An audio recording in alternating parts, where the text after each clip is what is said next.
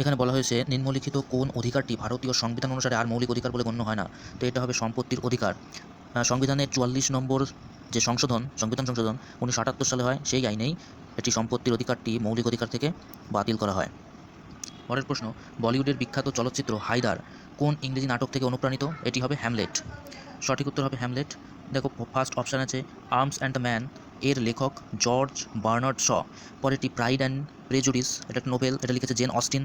War and Peace, এই বইটা লিখেছে লিও টলস্টয়। পরের প্রশ্ন, ঝুলন গোস্বামীর বায়োপিকে কে নাম ভূমিকায় অভিনয় করছে? এটি হবে অনুষ্কা শর্মা।